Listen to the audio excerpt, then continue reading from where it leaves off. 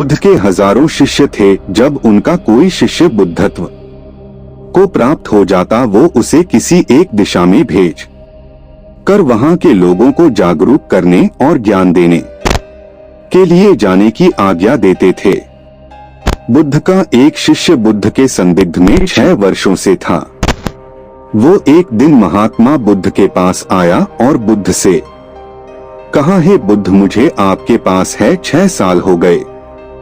मेरे बाद कितने शिष्य आए, उन्हें आपने इस बीच किसी एक दिशा में ज्ञान देने के लिए भेजा, लेकिन मुझे अभी तक नहीं भेजा। क्या मुझे अभी तक बुद्धत्व प्राप्त नहीं हुआ? बुद्ध मुस्कुराए और बोले, यह तो तुम्हें खुद समझना होगा कि तुम्हें बुद्धत्व प्राप्त हुआ है या नहीं। शिष्य बोला, हे बुद्ध, आपने मुझे इन 6 सालों में जो भी उपदेश दिया मुझे वो सब याद है।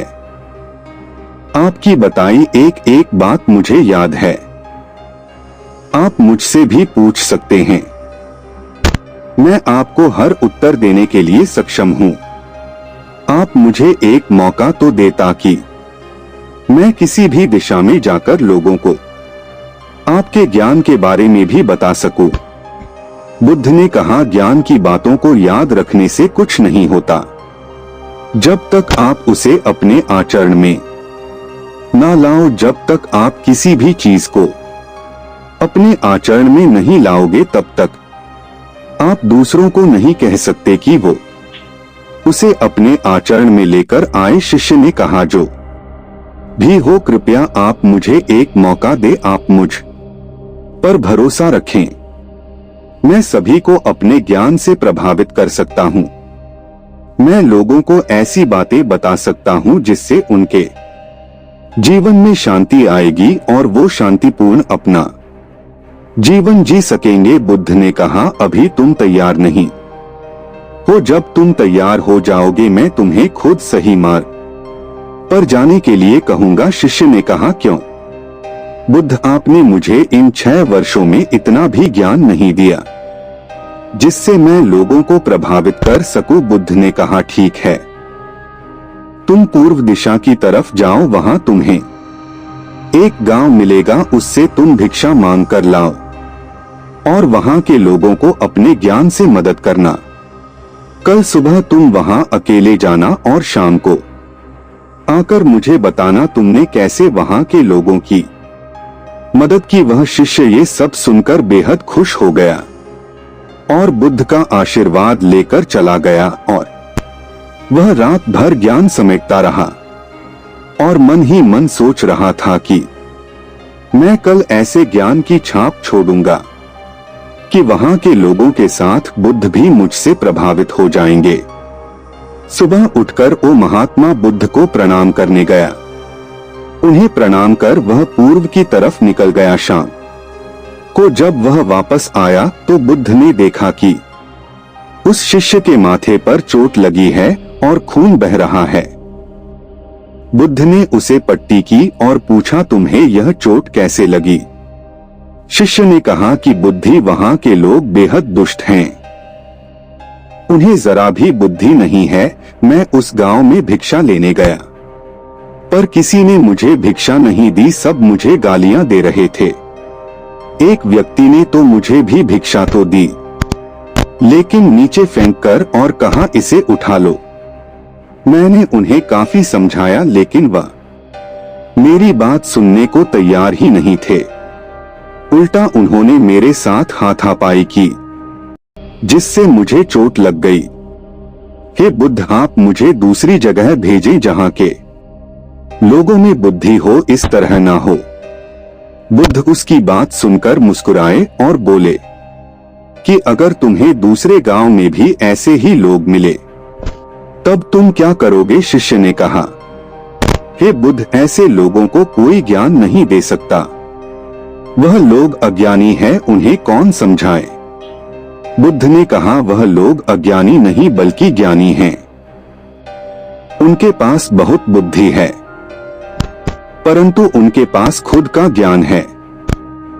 अब अगर तुम किसी दूसरे के ज्ञान को चोट पहुंचाओगे तो वह कुछ तो कहेंगे ही। तुम्हें ऐसे लोग हर जगह मिलेंगे। तब तुम अपना ज्ञान उन्हें कैसे दोगे? बुद्ध ने शिष्य को कहा कि आज तुम आराम करो, कल शाम को मेरे पास आना। शिष्य बुद्ध को प्रणाम करके चला गया। अगली शाम जब वह वापस बुद्ध के पास आया तब वहां एक और बुद्ध का शिष्य मौजूद था। उनके हाथ में चोट लगी हुई थी। बुद्ध ने उस शिष्य के हाथ पर चोट देख उस पर पट्टी की और उस शिष्य से पूछा कि तुम्हें यह चोट कैसे लगी? शिष्य ने कहा, हे बुद्ध, आपने पूर्व के एक गांव में मुझे जाने के लिए कहा था, वही मुझे यह चोट लगी। बुद्ध ने कहा, वहां तुम्हारे साथ क्या क्या हुआ? तुम मुझे बताओ। शिष्य ने कहा, हे बुद्ध, वहां पर मैंने सबसे भिक्षा मांगी, लेकिन किसी ने मुझे भिक्षा नहीं दी। एक व्यक्ति जिसने भिक्षा दी थी उसने भी वह मुझे जमीन पर फेंक कर दी और कहा, उसे उठा लो। मैंने चुपचाप उसे उठाकर अपने पात्र में रख लिया और उसे कल्याण का आशीर्वाद दिया। तब उस व्यक्ति ने मुझसे कहा, आप बड़े ही अजीब व्यक्ति हो, मैं आपका अपमान कर रहा हूं और आप मुझे आशीर्वाद दे रहे हैं। मैंने उनसे कहा कि आप धनी हैं, आपने मुझे दान दिया है, इसलिए मैं आपको आशीर्वाद दे रहा हूं। फिर वहां से मैं आगे गया तो कुछ लोगों ने मुझे वहां से जाने के लिए कहा।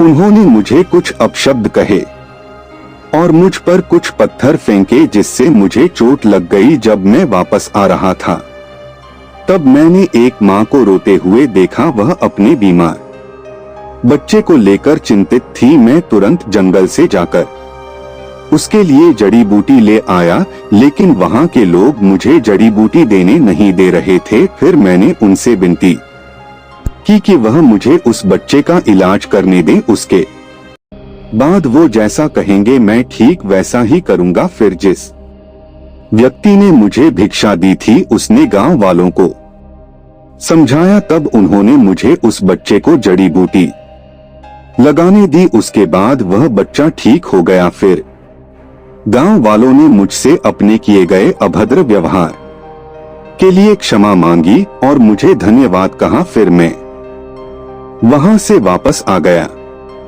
हे बुद्ध, आपसे एक विनती है। उस गांव के लोग बहुत भोले भाले और सीधे हैं। क्या मैं रोज उसी गांव में जाकर भिक्षा मांग सकता हूँ? ये सभी बात वो पहला शिष्य भी सुन रहा था। उसने यह सुनते ही बुद्ध के चरणों में गिरकर कहा कि हे बुद्ध, मैं समझ गया हूं कि अभी मैं उस लायक नहीं हुआ कि दूसरों को ज्ञान दे सकूं।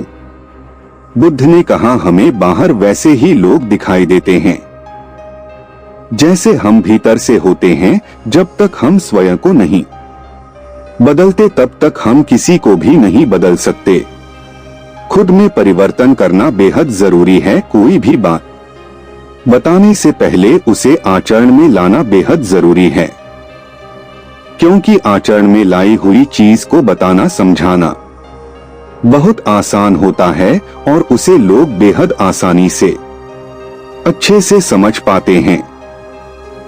दोस्तों, हम सभी को ऐसा लगता है कि हमने जो कुछ भी सीखा है वह हमको दूसरों को सिखाना चाहिए, लेकिन हम जाने अनजाने में दूसरों को सिखाने के चक्कर में हम कभी कभी गलत साबित हो जाते हैं। तो इसलिए दोस्तों, अगर आप किसी को भी कोई भी सुझाव देने के लिए जाते हैं, आप कोई भी चीज सिखाने के लिए जाते हैं, तो सबसे पहले आप उस कार्य को संपूर्ण रूप से और सही ढंग से अच्छे से सीख जाएं। और आपको जब यह पक्का प्रूफ मिल जाए कि अब मैं इस कार्य को संपूर्ण रूप से सीख चुका हूं, अब मैं दूसरों को सिखा सकता हूं, तभी आप दूसरों को सिखाने के लिए जाएं। अन्यथा आपके साथ दुर्व्यवहार हो सकता है और आपको क्षति भी पहुंच सकती है।